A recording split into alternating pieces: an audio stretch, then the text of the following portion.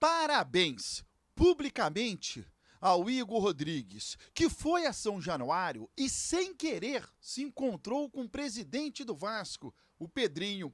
E num bate-papo descontraído que acabou virando entrevista, ele conseguiu trazer informações relevantes sobre o Vasco.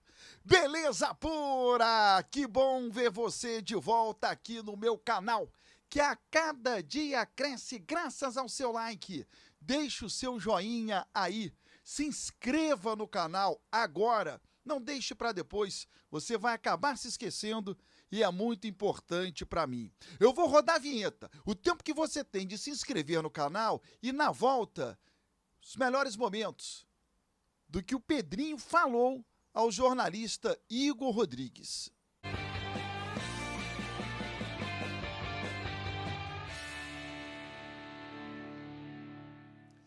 Tá inscrito no canal, né? Bom demais. Gente, foi um bate-papo longo de algumas declarações do Pedrinho que nós já sabíamos, porque o Pedrinho já tinha falado publicamente, mas outras muito importantes, esclarecedoras. E algumas você vai acompanhar a partir de agora. Vai deixando aí o seu comentário. Estou muito feliz, óbvio, porque eu já sabia o que eu iria fazer e o que eu tenho para fazer aqui dentro do Vasco, mas o início foi bem duro, assim, porque quando a gente vive realmente a realidade do dia a dia, por mais que a gente imaginasse, né, nós já tivéssemos o cenário desenhado de tudo que poderia acontecer e se concretizou, eu não imaginava a pancada que ia ser assim de estresse mesmo mental, de pressão. Então, assim, foi um momento, foram assim 4 meses assim, quase que insuportáveis, assim, mentalmente, muito duro mesmo. Nunca foi o intuito, nunca entrei, vou tirar a 777. Na realidade, eu nem tirei a 777. Eu tive que intervir por descumprimentos da 777. Mas como é que o Vasco se sustenta até dezembro? O que a gente fez? A gente pegou todas as dívidas, ou todas, né? Mas a grande parte das dívidas, e vou dar um exemplo bem simples para a galera entender. Pô, se eu estou te devendo X e o combinado era 5 vezes, eu boto para 30 vezes, eu estico, você aceita, a gente vai fazendo... Tu vai equacionando ali? Vai equacionando, vai dando giro, né? Fluxo de caixa, e o clube também gera suas próprias receitas para começar a rodar. A gente também foi passando de fase na Copa do Brasil, isso vai ajudando, né? Ajuda.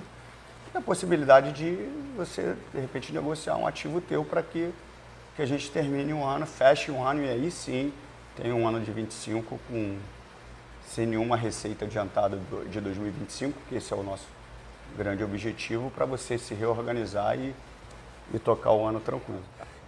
Eu estava ali com uma frequência enorme no centro de treinamento, olhando, acompanhando.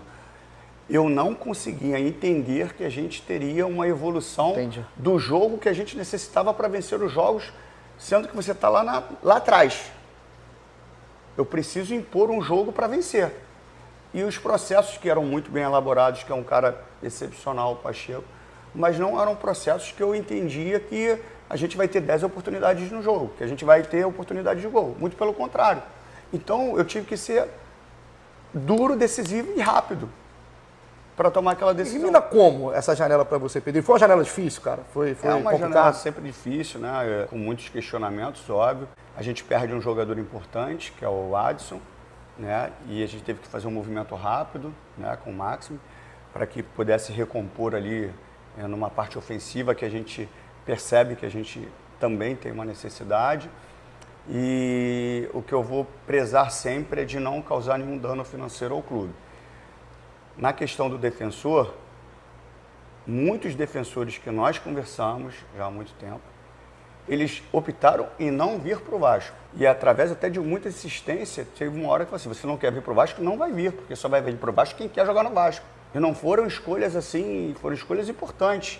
Que são os caras que saíram mesmo, Pedro? Mina, Maurício Lemos, esses caras chegaram a falar de fato? Mina não. A gente nunca teve conversa comigo. Enfim, eu não vou dar nome em respeito, sabe? Mas zagueiros importantes que fizeram outras escolhas. E, cara, me desculpa, o Vasco está acima de mim e de outras pessoas. Não quer jogar no Vasco, não vai jogar. E na reta quase que final, começou a conversa com o Ian, ela andou bem, estava tudo muito bem encaminhado, mas o Nils tem uma resistência ao Vasco, porque o antigo sócio não honrou os compromissos com relação ao esforço.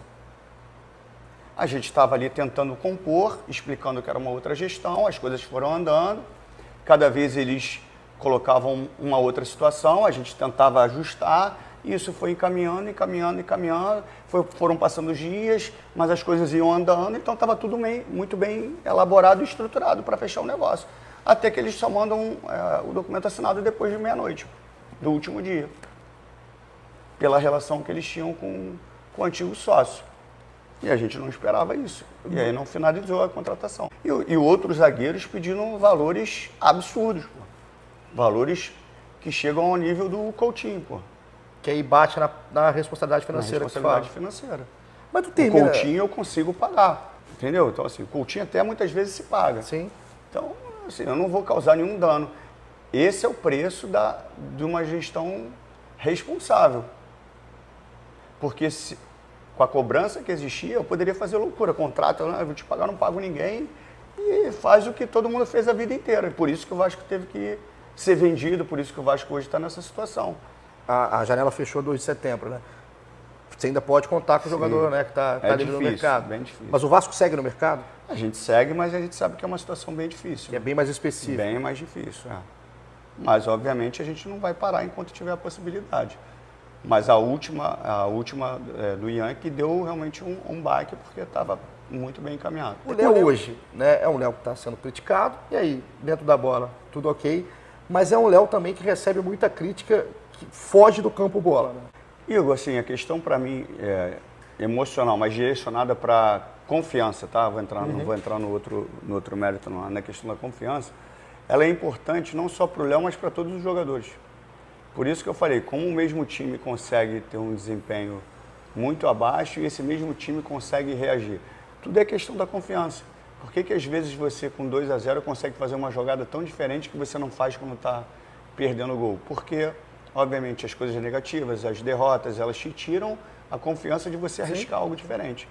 Eu dou um exemplo assim, por que todo mundo sabe que o Messi joga o que ele joga? Porque ele tem confiança para botar para fora todo o potencial. Ele poderia ter todo aquele potencial. Mas tá ali, né? Mas está ali com medo de errar, com medo de driblar, com medo de arrancar e não botar para fora. Então a questão da confiança, ela é um ponto principal para mim, para que você possa botar para fora toda a sua qualidade. A gente sabe que o Léo vive um momento de pressão, e eu converso bastante não só com o Léo como com os outros jogadores, de você entender o teu momento. Você precisa entender o teu momento e se adaptar em alguma situação dentro desse momento para você recuperar e, obviamente, voltar a desempenhar. Então, o que eu falo para o Léo é que, assim, cara, entende o teu momento, saiba o que você tem que fazer, obviamente, identifica os pontos positivos, identifica os pontos negativos, corrige isso e trabalha, cara. Trabalha em cima de confiança. Não tem jeito. Quando as pessoas falam assim, trabalhar, é isso, cara, é trabalhar. O Léo é um jogador que ele tem a possibilidade de se recuperar. Ele não é ruim tecnicamente, ele tem uma boa velocidade para zagueiro, ele sabe sair jogando, só que sem confiança, se tiver com a confiança embaixo, ele não consegue dar uma resposta. E ele tem capacidade para reagir. Eu poderia colocar outros trechos desse bate-papo que realmente foi maravilhoso e esclarecedor. Mais uma vez, parabéns ao Igor Rodrigues. A partir do meio-dia, aqui no meu canal do YouTube, tem a Hora do Vasco, ao vivo. Programa para que a gente possa interagir melhor.